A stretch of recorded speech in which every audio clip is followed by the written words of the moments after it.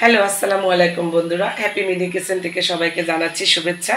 আজকে আমি অনেক দিন পরে একটি নতুন রেসিপি নিয়ে আপনাদের সাথে হাজির হয়েছি। আজকে আমি আপনাদের সাথে শেয়ার করব মহিষের মাংস রান্না রেসিপি। কিভাবে মহিষের মাংস আমি রান্না করি, আমার রেসিপি। তো এখানে মহিষের মাংস আছে 1.5 কেজি পরিমাণে, আর এখানে আছে সব মশলা, দারচিনি, এলাচ, তেজপাতা, তারপরে ধনিয়ার গুঁড়া, কাঁচা জিরা বাটা, পেঁয়াজ পেস্ট, রসুন পেস্ট, আদা পেস্ট, আদার সব মশলা এখানে আমার একত্রে দেওয়া আছে। এখন আমি পুরো মশলাটা দিয়ে দিচ্ছি। এটা আমি হাতে মাখিয়ে তারপরে বসাবো। আর এখন দিয়ে দিচ্ছি আমি তেল।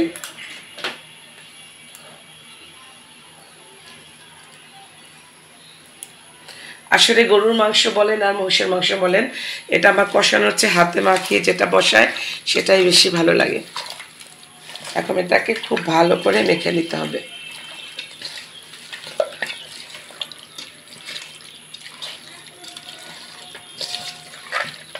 এটা রান্না করতে খুব বেশি সময় লাগবে না, আমি একসাথে মাখিয়ে দেব। পুরো রান্নাটা যখন শেষ হবে তখন আমরা আবার ফিরে আসব। ভালো করে মেখে নিতে হবে। এভাবে ধরে ধরে প্রতিটা মাংসের ভিতরে মশলা মাখিয়ে দিতে হবে। আপনারা যারা এখন আমার চ্যানেলটি সাবস্ক্রাইব করেননি, তারা সাবস্ক্রাইব করে আমার পাশে থাকেন। আসলে আমার ঠান্ডা লেগেছে, তো এর জন্য আমার গলাটা চেঞ্জ হয়ে গেছে।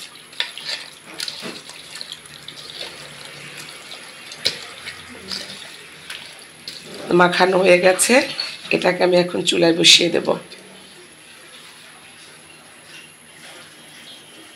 এখন আমি চুলায় বসিয়ে দিচ্ছি, ঢেকে দেব। ঢেকে দিচ্ছি, কিছুক্ষণ পর পর এসে আমি নেড়ে চেড়ে দেবো। ফিরে আসবো মাংসটা যখন অর্ধেক সেদ্ধ হবে তখন তখন আমি আলু দেবো। এখানে সামান্য পরিমাণে আলু দেব।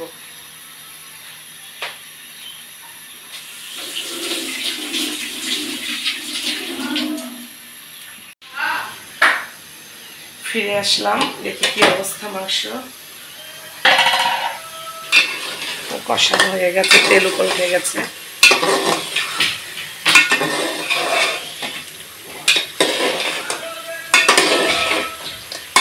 এখন আমি আলু দিয়ে দিচ্ছি।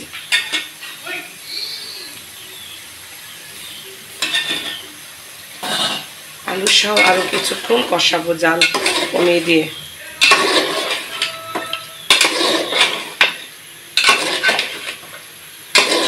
মাংস অনেকটা সেদ্ধ হয়ে গেছে, বাকিটা আলুর সাথে সেদ্ধ হবে। এখন আমি আবার ঢেকে দিচ্ছি।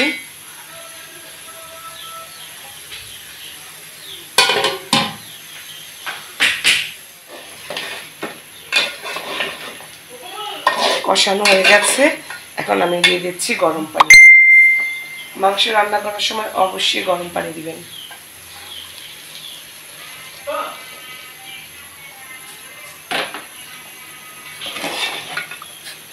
আমি যেহেতু মাখা মাখা ঝোল রাখবো, এটুকুই হয়ে যাবে।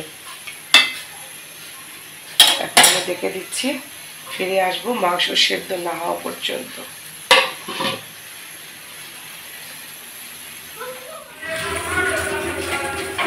হয়ে গেল আমার মহিষের মাংস রান্না।